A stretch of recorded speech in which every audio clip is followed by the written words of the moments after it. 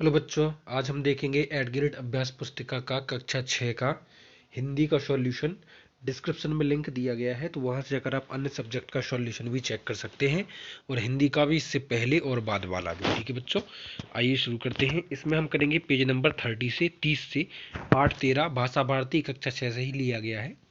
पाठ का नाम है बसंत। बसंत क्या है? एक ऋतु है, ठीक है, मौसम है, सीजन है जो हर साल आता है। ठीक है, जब पत्ते झड़ जाती हैं ना पेड़ों की, तो उससे उसके बाद जो नए नए पत्ते उगते हैं, चारों तरफ वातावरण स्वच्छ, कोयल गाती है। ठीक है, आम के पेड़ पर भी उसके फूल उग जाते हैं, तो वो मौसम जो है, पलाश के फल भी जो है फूल उग जाते हैं बसंत के मौसम में। ठीक है, ठंडी ठंडी हवाएं चलती हैं, कोयल भी कुहू कुहू करती है। तो अति लघु उत्तरीय प्रश्न में आपसे पहला कहा गया है कि कहाँ ठहर जाऊं मैं, कविता का यह कथन कौन कह रहा है? तो बच्चों, यह कथन जो है बसंत कह रहा है। बसंत खुद कह रहा है कि अब मैं कहाँ जाऊं, क्योंकि लोगों ने प्रकृति को नष्ट कर दिया है। कविता में बसंत ने जंगल को क्या कहा है? ठीक है, तो बसंत ने जंगल को जीवन और घर आंगन कहा है। बसंत क्यों दुखी है? जंगलों के कट जाने से बसंत जो है वो दुखी है। विशेषण शब्दों का प्रयोग करते हुए दो वाक्य बनाइए।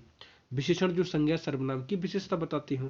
अब जैसे वह बहुत मूर्ख है, तो वह जो है इधर मूर्ख व्यक्ति है, तो मूर्ख विशेषता है। तुम संज्ञा इधर सर्वनाम है, वो बुद्धिमान जो है विशेषता है। तो इधर आपको अंडरलाइन करना है, तो इसको और इसको अंडरलाइन कर दें।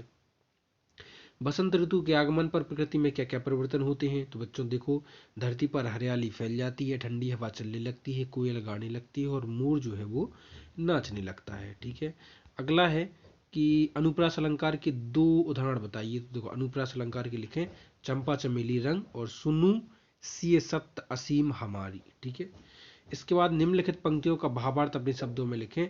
दुखी है मेरा मन, हरियाली लाओगी। ठीक है, तो चलो मैं इसको आपको बताता हूँ।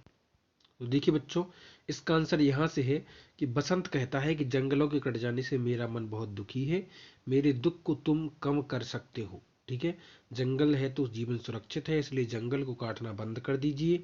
हे कवि, मेरे आंगन यानी कि जंगल में तुम पेड़ पौधे लगाकर उसे फिर से बसाकर बंजर धरती को पेड़ पौधे सुशोभित करोगे तो हरियाली आ जाएगी। अर्थात बसंत का कहना है कि जंगल मेरा घर व जीवन है।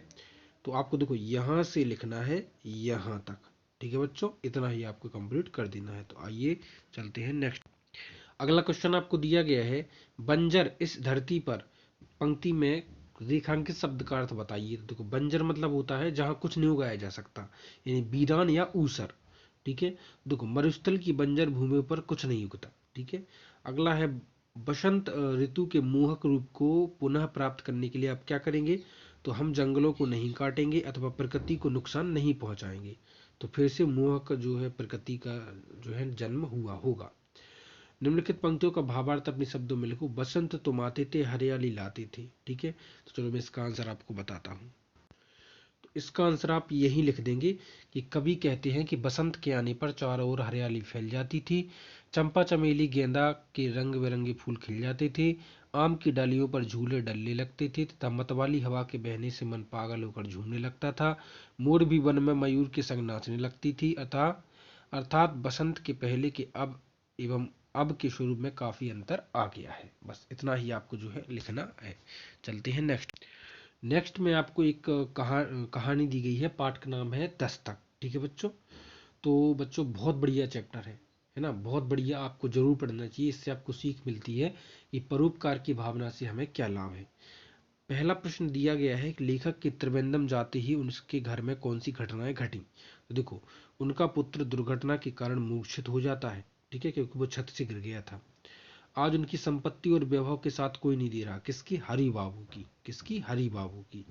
हमें कभी भी लोभ या लालच नहीं करना चाहिए, हमें लोगों का व्यवहार कमाना चाहिए। ठीक है बच्चों, वही काम में आता है। बालुकामय शब्द का क्या अर्थ है? तो बच्चों, रेत से भरा हुआ, यह ट्रक बालुकामय है, इसको हमने प्रयोग कर दिया, यानी रेत से भरा हुआ। कान पक जाना मतलब होता है एक ही बात बार बार सुनना।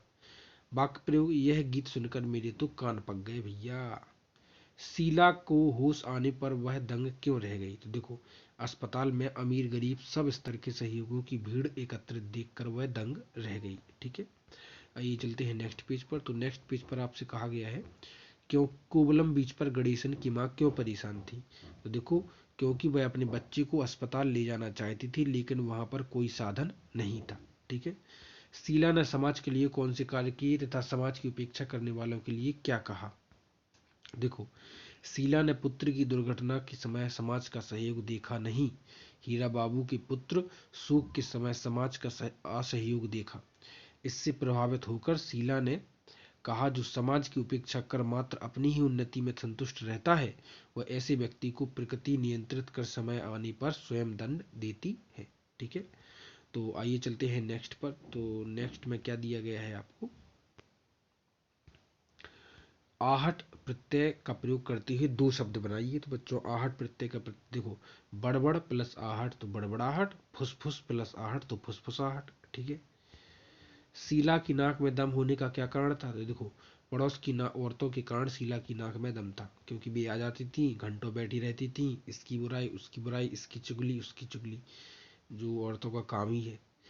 लेखक के द्वारा समाज के प्रति किए गए कार्य कौन कौन से हैं, अपने शब्दों में लिखिए। देखो, लेखक एक परोपकारी और दयावान व्यक्ति था।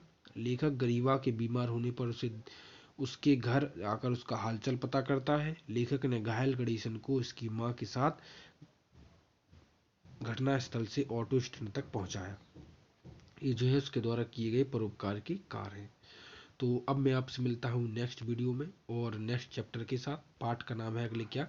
परमानंद और माधवम। तो तब तक के लिए टेक केयर बच्चों।